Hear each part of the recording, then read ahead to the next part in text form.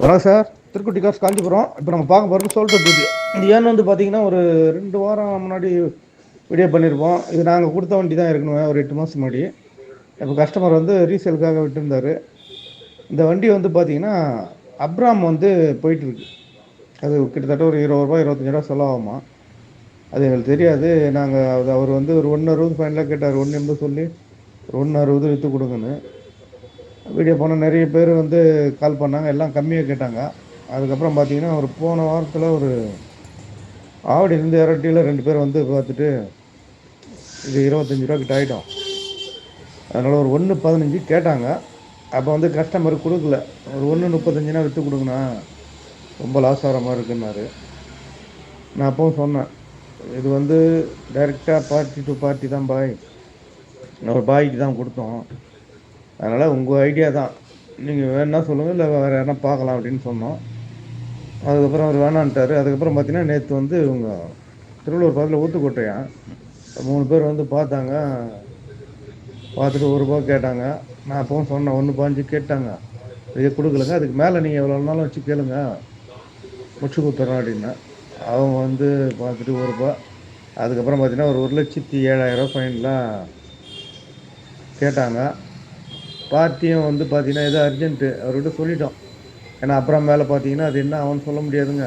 ஒன்று நீங்கள் வேலை பார்த்து ஓனிஸ் வச்சு ஓட்டுங்க, இல்லையா இதுதான் ரேட்டு, இல்லை வேறு யாருன்னா வந்தால் பார்க்கலான்னு சொன்னோம். சரின்ட்டு கொடுத்துட்டு சொல்லிட்டாரு. 1,07,000 இந்த வண்டி நேற்று சொல்கிறது ஆகிடுச்சு. நைட்டு தான் எடுத்துகிட்டு போனோம். ரொம்ப நேரம் பேசி நடுவில் பார்த்தீங்கன்னா ஒரு 5,000 கம்மியாக இருக்குது. அப்புறமா இந்த இன்றைக்கி அனுப்புகிறோம்.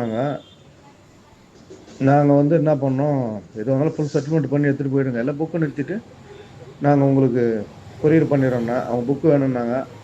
அப்புறம் ஏதோ ஒரு கோவத்தில் வேணான்ட்டு போயிட்டாங்க பொழுது. நாங்களும் ஆஃபீஸ் மூட்டு போயிட்டு அவங்கள 8 மணிக்கு மூடுறாங்க. நேற்று ஒரு 9 வரைக்கும் அவங்களுக்கு வேலை 1 ஹவர் அதிகமாக வச்சுருந்தாங்க. அதுக்கப்புறம் ஆஃபீஸை பூட்டி போயிட்டோன்னே மறுபடியும் வர வச்சு நைட்டு எதை முடிச்சு எடுத்துகிட்டு போயிட்டாங்க வண்டி. இந்த வண்டி சோல்ட் அவுட் ஆகிடுச்சிங்க. இன்னொன்று வந்து 14 ஒன்று பண்ணியிருப்பேன். அது வந்து பார்த்திங்கன்னா ₹2 கேட்குறாங்க. அந்த வண்டி நல்லா குவாலிட்டியாக இருக்கும்.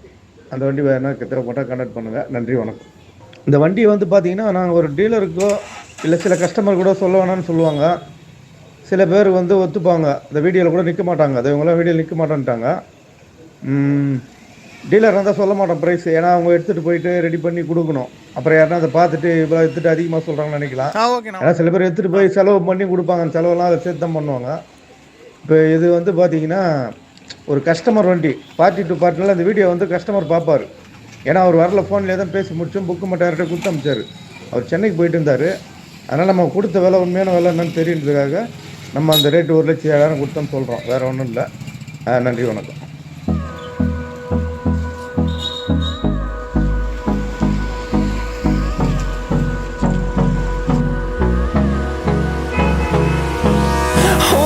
Close till I get up. Time is barely on our side.